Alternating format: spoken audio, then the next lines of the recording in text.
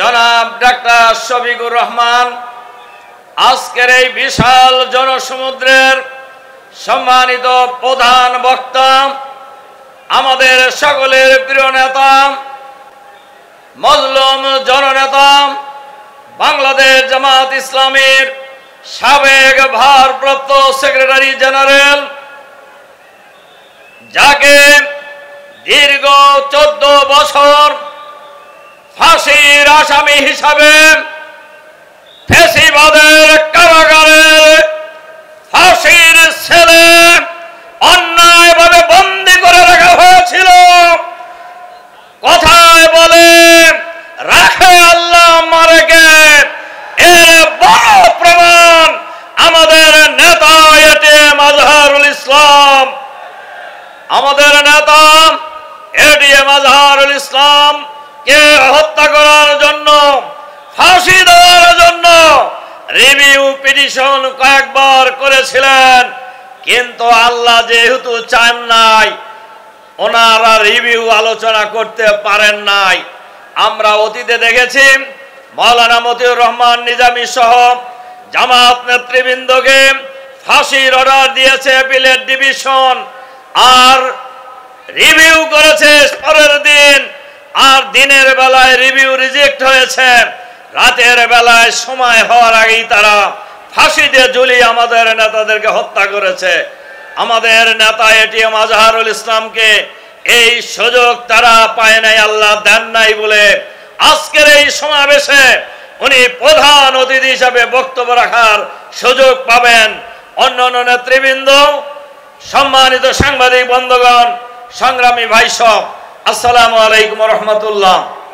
আমাদের নেতা এটিএম আজহারুল ইসলাম সহ আমাদের শহীদ আমিরে জামাত মাওলানা মতিউর রহমান নিজামী সহ যাদেরকে ফাঁসি দিয়ে হত্যা করা হয়েছে, জেলখানায় হত্যা করা হয়েছে, এটিএম আজহারুল ইসলামের মামলা রায়ের মধ্য দিয়ে বাংলাদেশে প্রমাণ হয়েছে এই বিচার ছিল অবৈধ বিচার, অন্যায় বিচার। সুতরাং আজকের এই রংপুরের বিশাল সমাবেশে আমরা অন্তর্বর্তীকালীন সরকারের কাছে আহ্বান জানাবো, শহীদ আমিরে জামাত মাওলানা মতিউর রহমান নিজামী সহ জামাতের 11 জন নেতা, শীর্ষ নেতার বিরুদ্ধে যে আদালত বিচার করেছেন, এই আদালতের বিচারপতি, প্রসিকিউশন, তদন্ত কর্মকর্তা, মিথ্যা সাক্ষীদাতাদেরকে অবিলম্বে গ্রেফতার করে বিচারের আওতায় আনতে হবে, কারণ এরা খুনি, এরা খুনি, এই খুনিদের কোনো রক্ষা নাই। সংগ্রামী ভাই এবং বন্ধুগণ, আজকের এই বিশাল সমাবেশে আমরা অন্তর্বর্তীকালীন সরকারের কাছে আহ্বান জানাবো, শুধু আমাদের নেতৃবৃন্দের হত্যাকাণ্ডের বিচার নয়, জুলাই বিপ্লবের এই গণহত্যার বিচার দ্রুত শেষ করতে হবে। সরকারের ভিতরে বাইরে ফ্যাসিবাদের দোসর যারা লুকিয়ে আছে তাদেরকে গ্রেফতার করতে হবে। আমরা জানি ফ্যাসিবাদের অনেক কর্মকর্তা যারা ফ্যাসিবাদের সময়ে সরকারের সকল সুযোগ সুবিধা নিয়েছে, এখন আবার আরেকটি দলের ঘাড়ে চড়ে সব সচিবালয় থেকে শুরু করে প্রশাসনের সর্বত্রই তারা দাপটের সাথে চলছে। আমরা ইউনূস সাহেবের কাছে আহ্বান জানাতে চাই, অবিলম্বে এদেরকে চিহ্নিত করে গ্রেফতার করে বিচারের আওতায় নিয়ে আসুন। আমরা আজকের এই বিশাল জনসভায় আমরা পরিষ্কারভাবে বলতে চাই, প্রয়োজনীয় সংস্কার দ্রুত শেষ করতে হবে।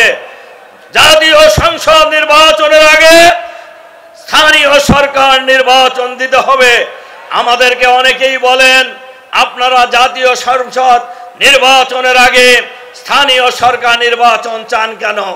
আমরা বলি, দেশ স্বাধীনতা লাভের এই 54 বছরে দলীয় সরকারের অধীনে কোন নির্বাচন নিরপেক্ষ হয় নাই। এজন্য বাংলাদেশের সকল নির্বাচন কেয়ারটেকার সরকারের অধীনেই হইতে হবে। সংগ্রামী ভাই এবং বন্ধুগণ, জুলাই বিপ্লবের পরে ফ্যাসিবাদের বিদায়ের পরে একটি দল নিজেদেরকে দেশের মালিক বনে গিয়েছেন। আমরা পরিষ্কারভাবে বলতে চাই, তারা মালিক মনে করেই প্রশাসনকে ব্যবহার করার চেষ্টা করছেন। আমাদের কাছে খবর আছে, প্রশাসনের বিভিন্ন জায়গায়, বিভিন্ন এলাকায় ইউনো ডিসিদের অফিসকে একটি দলের রাজনৈতিক কার্যালয়ে পরিণত করা হয়েছে। ইউনুস অন্তর্বর্তীকালীন সরকারের প্রধান উপদেষ্টার কাছে আমরা দৃষ্টি আকর্ষণ করতে চাই, আপনারা নিরপেক্ষ সরকার, আপনারা ক্ষমতায় বসেন নাই, এই দেশের জনগণ আপনাদেরকে ক্ষমতায় বসিয়েছে। যেন তেন প্রকারের কোন নির্বাচন করে কোন দলকে ক্ষমতায় আনার ষড়যন্ত্র এই বাংলাদেশের মানুষ বাংলাদেশের মাটিতে আগামী দিনে হতে দেবে না ইনশাআল্লাহ। নির্বাচনের আগে অবশ্যই লেভেল প্লেইং ফিল্ড তৈরি করতে হবে, সবার জন্য সমান অধিকার নিশ্চিত করতে হবে। এটা দায়িত্ব হলো সরকারের। আমাদের কাছে এরকম খবরও আছে, আওয়ামী স্টাইলে নির্বাচন করার অনেক পরিকল্পনা গ্রহণ করছেন অনেকেই, কিন্তু তাদেরকে আমরা পরিষ্কারভাবে জানিয়ে দিতে চাই, এই বাংলাদেশে আওয়ামী স্টাইলের নির্বাচন বাংলাদেশের জনগণ আর করতে দেবে না ইনশাআল্লাহ। বাংলাদেশের মাটিতে আর ফ্যাসিবাদ যেমন ফিরে আসবে না, আর নতুন কোন ফ্যাসিবাদ এই বাংলাদেশে আমরা কায়েম হতে দেব না ইনশাআল্লাহ। আগামী জাতীয় সংসদ নির্বাচনে এই রংপুর অঞ্চলের ৩৩টি আসনে দাঁড়িপাল্লার প্রতীককে বিজয়ী করার জন্য দল মত জাতি বর্ণ ধর্ম নির্বিশেষে সকলকে ঐক্যবদ্ধভাবে ঝাঁপিয়ে পড়ার আহ্বান জানিয়ে আবারও সবাইকে ধন্যবাদ জানিয়ে